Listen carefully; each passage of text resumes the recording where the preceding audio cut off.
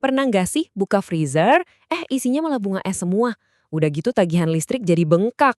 Tenang, di sini kita bakal kupas tuntas cara atasin masalah ini, cepet dan gampang. Coba lihat deh, familiar banget nggak sama pemandangan kayak gini? Itu loh, gunung es yang makin lama makin gede, ngabisin tempat di freezer. Mau cari nugget aja susah banget. Tapi masalahnya bukan cuma soal sempit loh. Ini tuh lebih dari sekedar nyebelin aja. Bunga es yang numpuk itu sebenarnya masalah yang diam-diam ngaruh banget.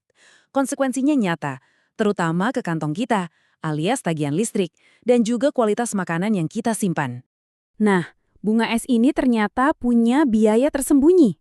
Pertama, jelas boros listrik. Freezer jadi kerja ekstra keras buat dinginin.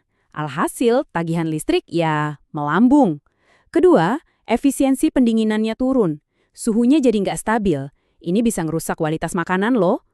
Dan yang paling kelihatan yaitu tadi, tempat penyimpanan jadi makin sempit. Oke, jadi kapan kita harus mulai waspada? Patokannya gampang banget. Angka ini, kalau tebal es di dinding freezer udah lebih dari 5 mm, nah itu tandanya udah lampu merah. Waktunya kita beraksi. Tapi jangan khawatir, solusinya gampang banget kok. Nggak seserem yang dibayangkan. Yuk kita mulai aja misi penyelamatan freezer kita.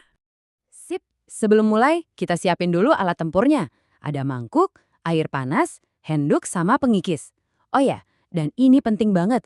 Jangan sekali-kali pakai benda tajam dari logam buat ngikis esnya ya. Bisa-bisa freezernya malah rusak permanen. Prosesnya sendiri cuma ada 5 langkah super simple. Pertama, matiin listriknya, terus kosongin isinya. Kedua, kita lelehin esnya pakai uap. Ketiga, angkat esnya pelan-pelan.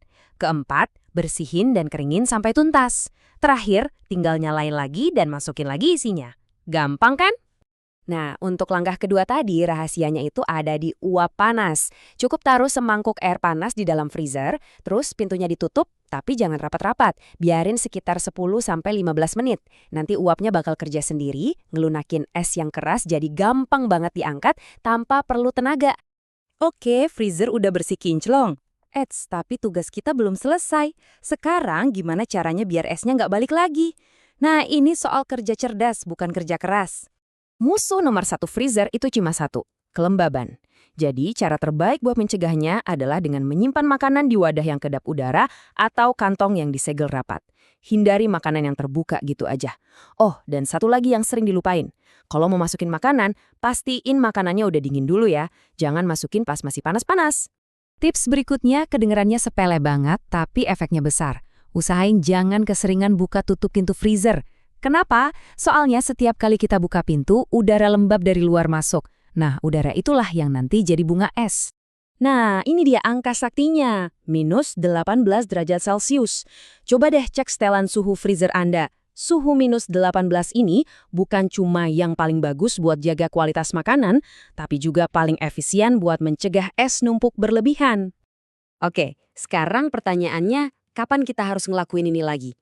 Biar nggak kejadian lagi tuh gunung es di freezer, kita perlu bikin rutinitas yang simpel.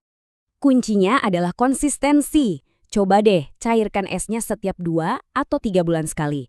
Kalau ngeliat esnya udah lebih tebal dari 5 mili, langsung aja eksekusi. Terus sebulan sekali lap-lap dikit bagian dalamnya. Simpel kan?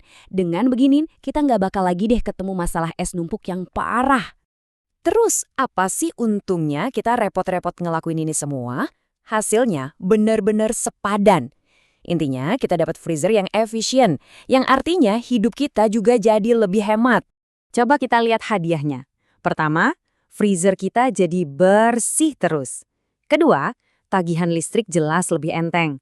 Ketiga, dan ini penting, makanan jadi lebih awet, rasanya lebih enak. Dan yang terakhir, kita jadi nggak perlu repot-repot lagi ngurusin es. Wah, ini sih menang banyak namanya.